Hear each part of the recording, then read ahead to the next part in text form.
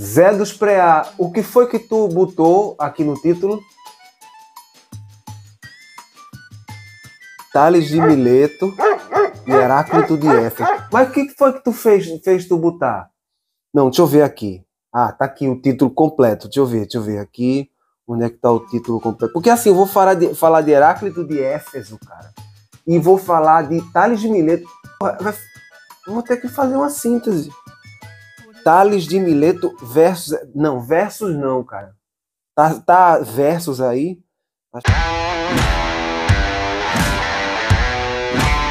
Acho que não. Liberalismo e crise. Cara, você quer que eu faça uma síntese da história de Tales de Mileto? É isso. Com Heráclito de Éfeso, seu oposto, né?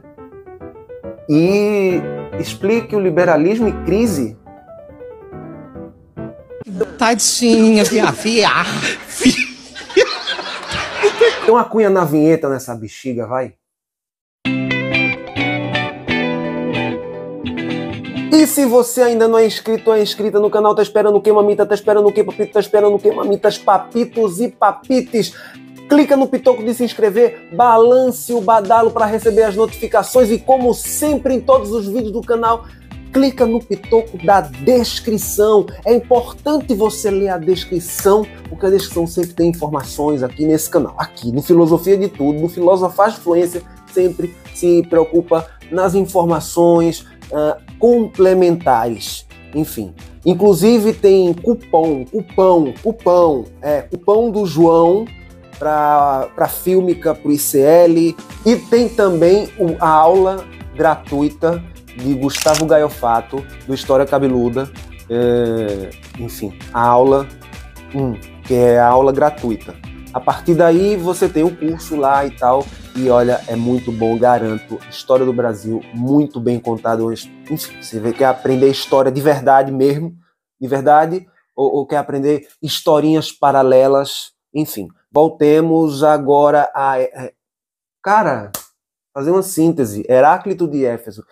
Eu pensei que ia ser... Você falou que ia ser Astrende, né? Aí eu sei que... Agora eu soube que ele tá em casa, então tá tudo bem. Então, você me botou aqui que tava em alta Tales de Mileto e Heráclito de Éfeso.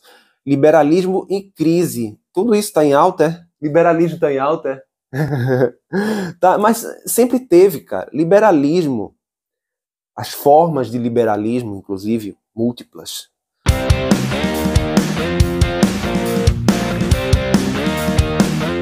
Sempre teve em alta, porque é hegemônico. Nós vivemos na hegemonia do capital. Logo, liberalismo estará sempre em alta, não vai ter... Vai ter a queda alta, queda sempre tem. Liberalismo é uma palavra que, inclusive, no século XVII, XVIII, enfim, era, por exemplo, você pega um Spinoza, que defendia ideias liberais. Contra quem? Contra o rei, contra a religiosidade imposta, contra o papado, contra o calvinismo na época, que era muito forte, e o sionismo na época, que era muito forte também. Tudo isso era muito forte e fazia imposições. Então, ser liberal era ser disruptivo no tempo de Spinoza. E por que eu estou falando de Spinoza? Porque eu li sobre Spinoza hoje, eu estava pensando... Ô Zé Desper, você me mudou totalmente o negócio. Porque você me veio com Heráclito de Éfeso, porra. Não, e primeiro Tales de Mileto.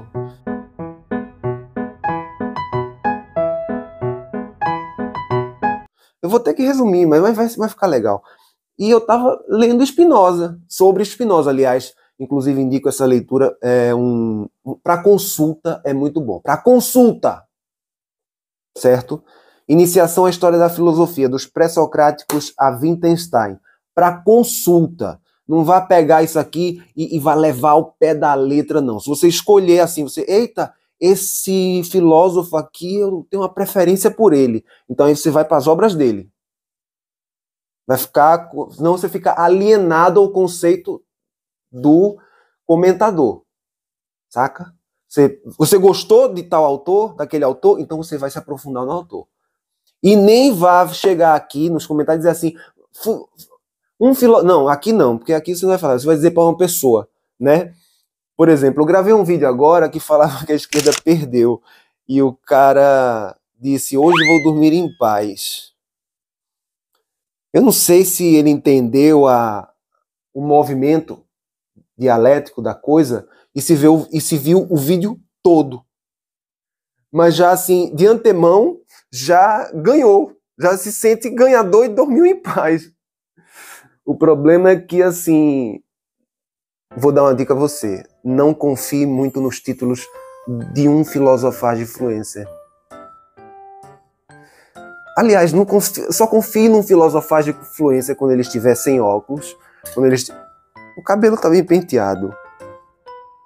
Só confia num filosofagem influencer quando você vai ver a cara do filosofagem influencer quando ele estiver irritado e confiável, porque tá irritado. Porque agora eu não tô irritado, eu tô tranquilo, em paz, então o negócio vai fluindo.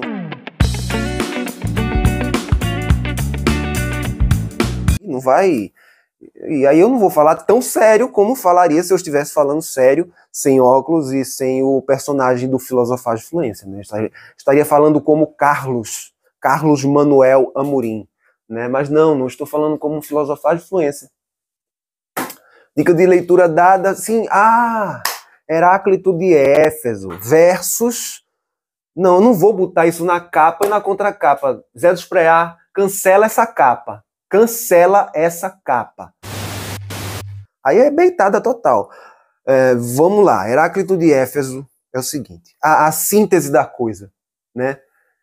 A síntese da síntese da síntese. Senso comum, basicão, assim, para poder você depois pesquisar. E você pesquisa porque você tem que ir atrás, pô. Tá buscando filosofia para quê? Você vai buscar filosofia o quê? Um filosofagem influencer me contou, pelo amor de Deus, vamos lá. Mas, enfim, Heráclito de Éfeso. Você está representando aqui dois conceitos, certo? Dois conceitos. O conceito de movimento e o conceito de que movimento é uma ilusão. Tudo que é, e tudo que não é, não é. E aí você pode fazer vários paralelos, como o movimento é uma ilusão, são tudo granularidades quânticas. Pronto, já temos uma... Aí nossa mente captura isso como movimento. Logo, não existe um movimento, mas a percepção do movimento. Tales de Mileto tem essa visão e tudo mais, o movimento é ilusão. Logo, isso é antes de Platão, viu? Platão resolveu esse problema parcialmente. Parcialmente. Tudo é parcialmente na filosofia, vale salientar. Mas resolveu parcialmente essa treta com Heráclito. Que Heráclito dizia que aquela famosa frase, nunca nos banhamos duas vezes no mesmo rio, porque tudo está em movimento e a única coisa que é imutável é que tudo está em movimento. Isso também não está errado.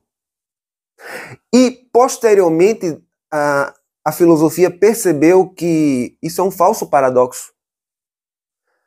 As duas coisas podem coexistir, certo?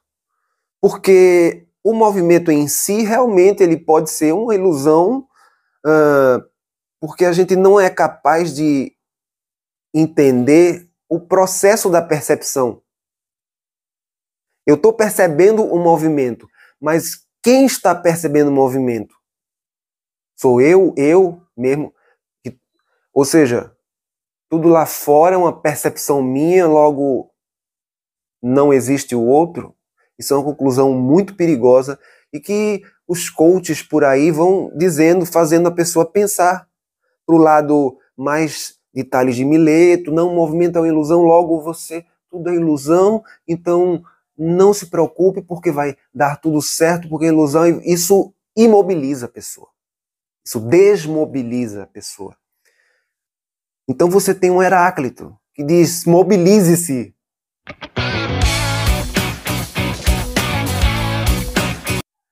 Se o movimento é uma ilusão, mas você sente o movimento, você sente o efeito, o contraste, a coisa existindo, a concretude da materialidade das coisas, e que elas estão em movimento o tempo todo, logo, você também vai entrar em movimento. Você não vai ficar simplesmente sonhando e elocubrando, enfim, você vai estar no movimento. Dá para defender os dois, né? Dá para defender os dois e fazer uma síntese dos dois. O problema é que com o desenvolvimento da filosofia e tudo mais, não sei o que e tal, o liberalismo começou a mudar de face, porque as coisas vão mudando de face, as coisas vão mudando o seu jeito de ser. É como se fosse uma coisa e que, se você utiliza essa palavra em 1643, por exemplo, você vai dizer assim, não, ser liberal é ser o descoladão, é ser diferente, é ser disruptivo, é ser transformador da realidade. Transformador da realidade é ser liberal no século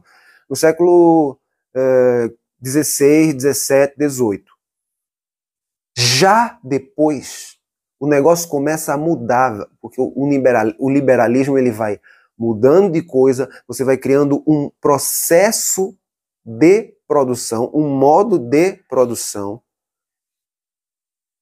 que aí já vai fazer com que o liberalismo já não seja mais liberalismo. Quando ele se torna neoliberalismo, resumidamente falando, já que liberalismo está nos trending topics, né, estava lá, de filosofia, então tem que falar nele, o liberalismo se cristaliza, mas ao mesmo tempo ele se transforma e aí ele vira neoliberalismo, e assim, os efeitos negativos dele começam a crescer. E qual é o efeito negativo do liberalismo na política? É criar uma desigualdade cada vez maior, de um modo cada vez mais,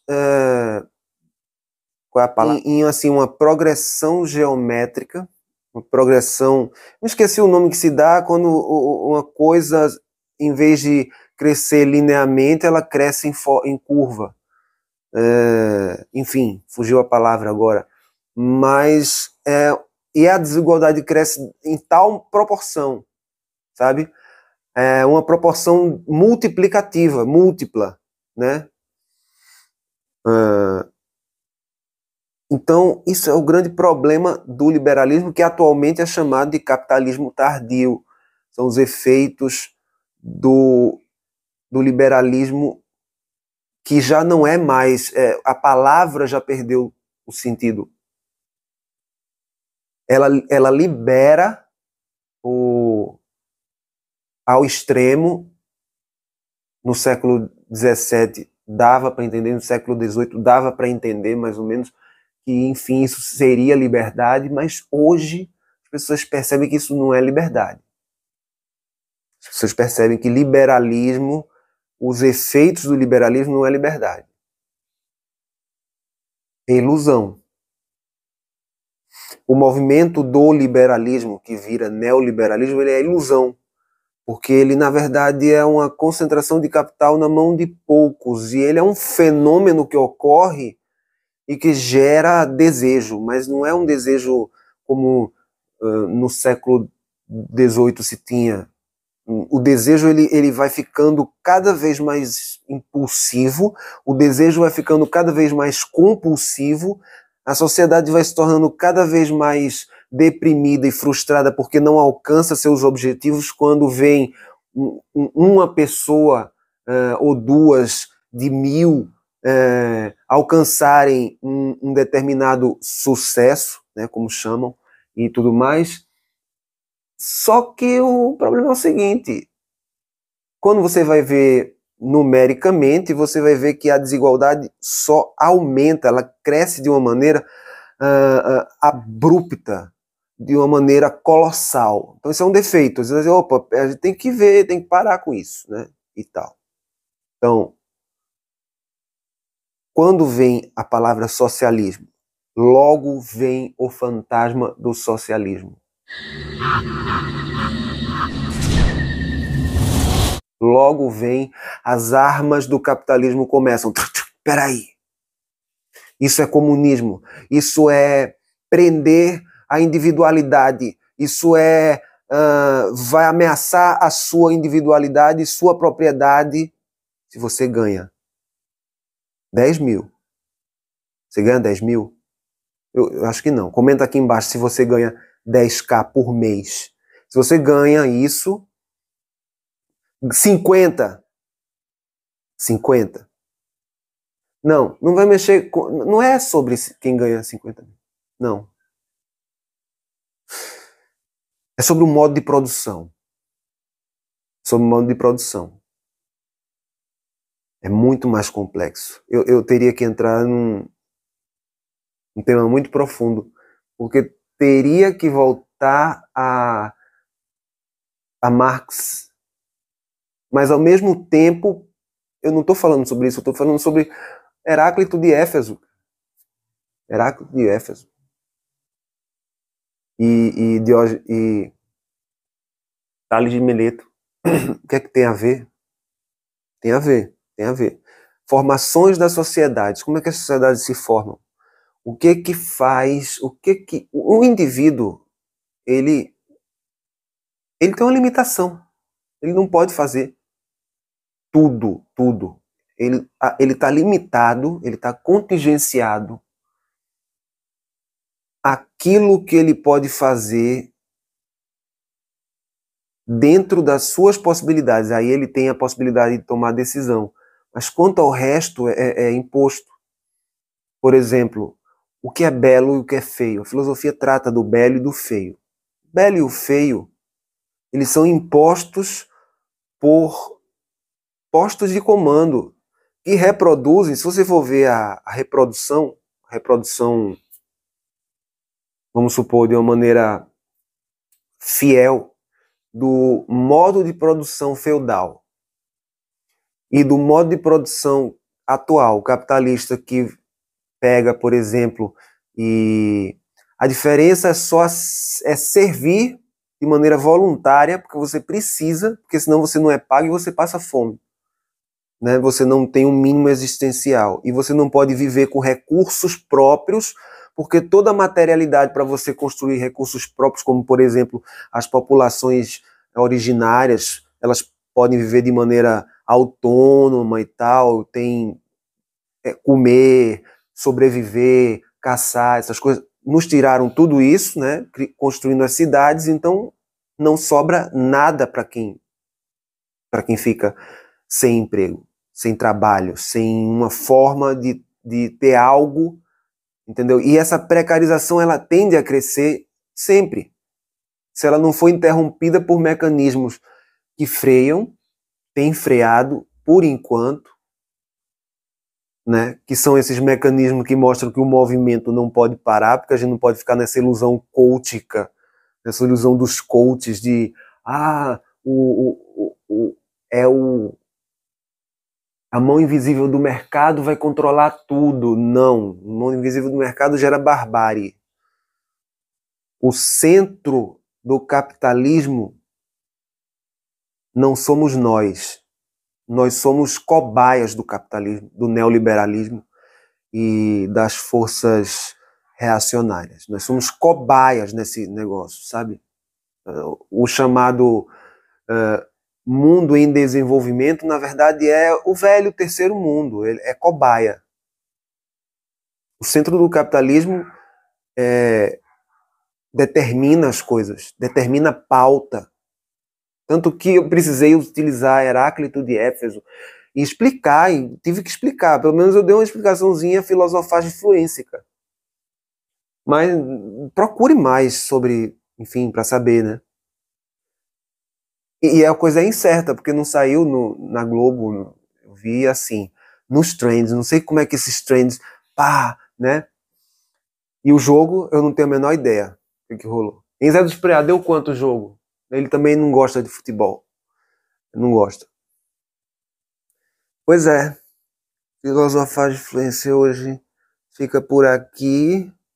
Não tem uma pauta muito bem definida, porque é normal, um filosofar de influência, ele não se organiza muito, não espere organização das ideias num sentido linear da coisa, num vídeo como esse, como Filosofagiando, uma série como Filosofagiando. Agora, eu vou fazer uma série que fez sucesso no TikTok, e eu vou trazer para cá.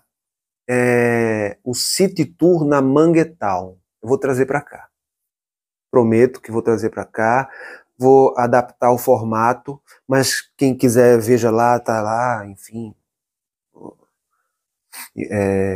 City Tour na Manguetown. E aí fazer um City Tour pelo Recife, não sei o que, mostrando. É um estilo diferente. Só que para o algoritmo daqui vai precisar algumas modificações, por exemplo, em termos de música, né, seleção das músicas que serão utilizadas, enfim. Fora isso, dá para trazer e vai ficar legal. Para quem gosta de conhecer cidades, para quem gosta de, enfim, como é que as pessoas... Eu estava vendo um vídeo agora, achei interessante, e o cara estava dizendo assim: aqui no Nordeste eu nunca vi isso. Não interessa o que foi. Não.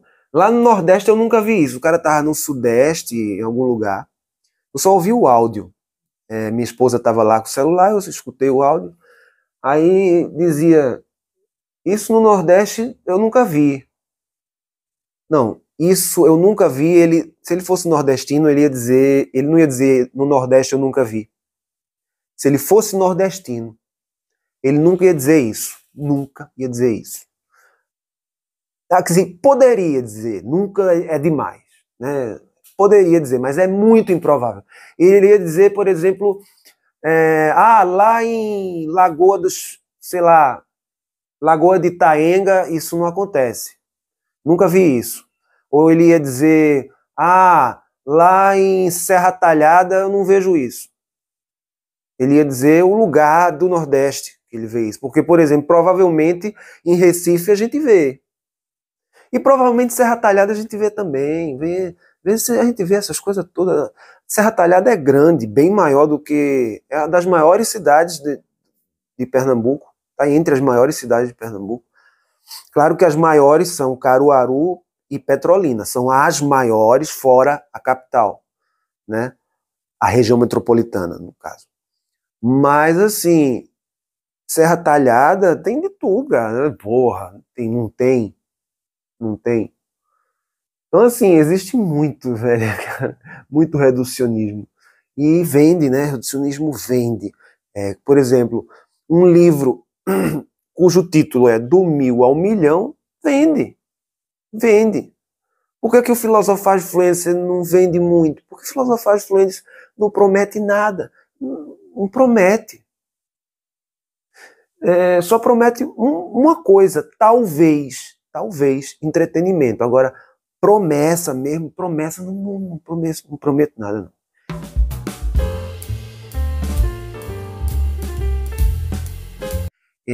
Não pretendo prometer, apenas entretenimento, puxando a sardinha para o lado da filosofia, que é meu gosto.